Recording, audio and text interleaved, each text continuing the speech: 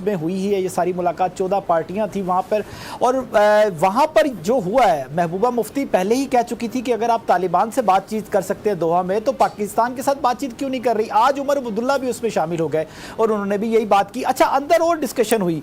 नरेंद्र मोदी की तरफ से सबसे पहले जो ब्रीफिंग दी गई थी, तो वहाँ पर उन्होंने कहा कि हमने कश्मीर के हालात नॉर्मल कर दिए हैं, काफ़ी बेहतर हो गए हैं। तो फिर दूसरी साइड से ये सवाल उठाया गया कि आपने 54 इनकाउंटर्स किए हैं, जिनको पाकिस्तान फेक इनकाउंटर्स कहता है, आपने मारे हैं। उनमें से सारे के सारे जो लोग थे वो सारे कश्मीरी लोकल थे। तो फिर आप ये कैसे कहते हैं कि ये आपने ठीक कर दिए। और साथ उन्होंने ये कहा कि अगर हालात नॉर्मल हो गए हैं तो अब मुस्तकबिल में कश्मीर में जो आपने इतनी बड़ी तादाद में फौजें लगाई हैं, क्या उसमें कोई कमी का इम्कान है। तो जिस पे जवाब दिया गया, जवाब ये दिया गया कि वक्तन ब वक्तन हम इसको चेक करते रहते हैं, जायजा लेते रहते हैं सूरत हाल का। अगर सूरत हाल ने इजाजत दी तो हम कुछ फौजियों को दूसरी जगह तैनात करने पर गौर कर सकते हैं, ताकि फौजियों को भी कुछ आराम मिले, लेकिन एक जगह से सबको एक साथ नहीं हटा सकते।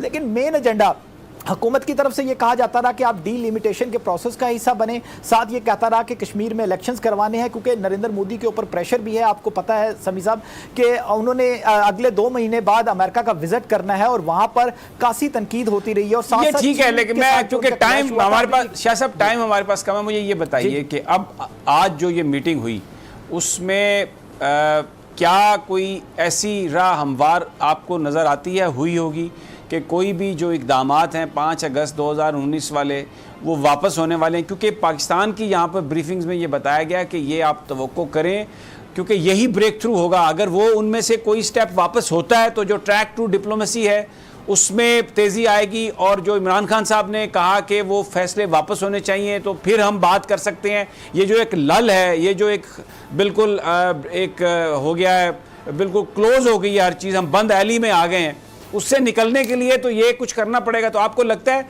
कि इसमें कोई पेशरफ्त होगी?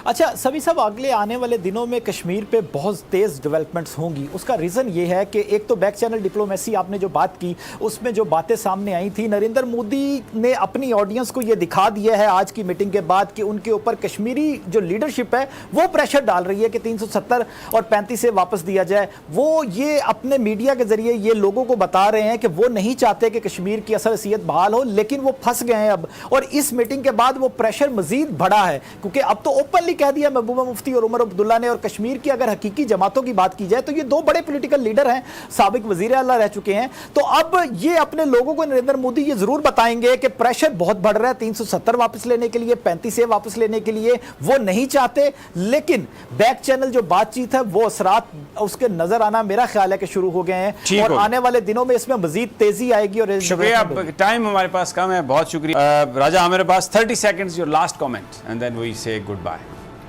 जी, अब ये बात हो रही है कश्मीर की, तो उसी कॉन्टेक्स्ट में कि जैसे पाकिस्तानी एहतिसाब को आप समझ नहीं सकेंगे, इसी तरीके से मोदी की भी ये जो तमाम बातें हैं इस पे ज़रा भी ट्रस्ट नहीं किया जा सकता, ज़रा भी भरोसा नहीं किया जा सकता। अर्ली इलेक्शंस की वो बात करता है, आरएसएस की पॉलिसीज़ लेके चलता है। तो आई डोंट थिंक सो कि ना ये वो रिवर्ट होंगी, ना ये वो शिकें दोबारा आइन में आएंगी। और ये एक बस उसने एक सियासी एक चाल चली है जो उसकी अपनी लोकल पॉलिटिक्स की है। बहुत शुक्रिया राजा आमिर अब्बास। और अनवर अब्बास, आपसे माजरत के आपको आज हमारे प्रोग्राम में आप रहे, लेकिन आपको बोलने का मौका नहीं मिला।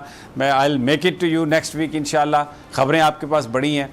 और आखिर में जो राजा आमिर अब्बास ने ये जो एक वो सिमिलैरिटी क्रिएट की है कि पाकिस्तान में एहतिसाब और भारत के अंदर कश्मीर के हवाले से गुफ्तगू, ये 2 ऐसी चीज़ें हैं जो जिनको समझना बहुत मुश्किल है। और होता वो कहते हैं हाथी के दांत दिखाने के और खाने के, और इससे ज़्यादा मैं कुछ नहीं कह सकता।